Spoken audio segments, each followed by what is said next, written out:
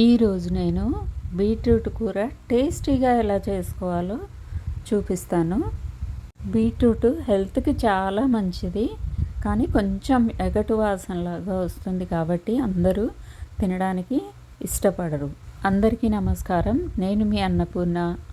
అనూస్ అమ్మ చేతి రుచులకు స్వాగతం. ఇప్పుడు నేను చెప్పే పద్ధతిలో కర్రీ చేసి పెడితే మాత్రం పిల్లలు కూడా చాలా ఇష్టంగా తింటారు. ముందుగా బీట్రూట్ శుభ్రంగా కడుక్కొని సన్నగా ముక్కలు కట్ చేసుకొని వాటిని కొంచెం ఉప్పేసి ఉడకనివ్వాలి. వాటిని నీళ్లు పోయే వరకు ఒక చిల్లుల గంటలో వేయాలండి. ఈలోగా పోపు వేసేసుకోవాలి.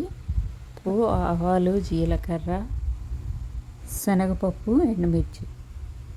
పోపు గింజలు వేసిన తర్వాత సన్నగా తరిగి పెట్టుకున్న అల్లం, సన్నగా తరిగి పెట్టుకున్న వెల్లుల్లి, ఇక్కడైతే ఇట్లా గ్రేటెడ్ కొబ్బరి దొరుకుతుందండి, పచ్చిమిరపకాయలు ఒక 3, ఉల్లిపాయలు, కరివేపాకు. ముందుగా అల్లం, వెల్లుల్లి వేసి పచ్చిమిర్చి వేసి తర్వాత ఉల్లిపాయలు, కరివేపాకు, మిగతా అన్నీ కూడా ఒకదాని తర్వాత ఒకటి వేసి కొంచెం మంచిగా ఎర్రగా వేగాలండి.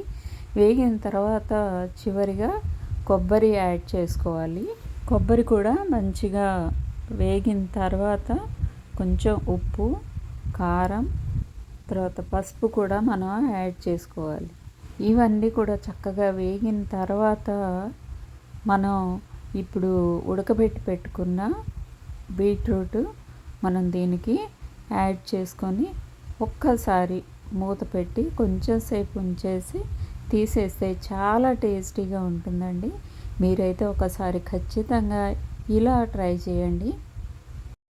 మాకు బీట్రూట్ తినడం ఇష్టం ఉండదు, మేము తినము అన్నవాళ్ళు కూడా మళ్ళీ మళ్ళీ చేసుకొని తింటారు. మనం బీట్రూట్ ఉడకబెట్టి పెట్టిన వాటర్ ఉంది కదా, ఆ వాటర్ని పారేయకుండా చక్కగా చారులాగా పెట్టుకోవచ్చు, లేదా సూప్ లాగా కూడా చేసుకొని తాగొచ్చు అన్నమాట. నేనైతే అలాగే చేస్తాను. బీట్రూట్ చాలా మంచిదండి. రక్తహీనత ఉన్నప్పుడు కూడా డాక్టర్స్ బీట్రూట్ తినమని చెప్తారు ఎక్కువగా. ఈ వీడియో మీకు నచ్చితే లైక్ చేయండి. ఈరోజు అమ్మ చెప్పిన చిట్కాలో కాళ్ళు పడుకునే ముందు లాగుతూ ఉంటాయండి, కండరాలు కూడా అప్పుడప్పుడు పట్టేస్తూ ఉంటాయి.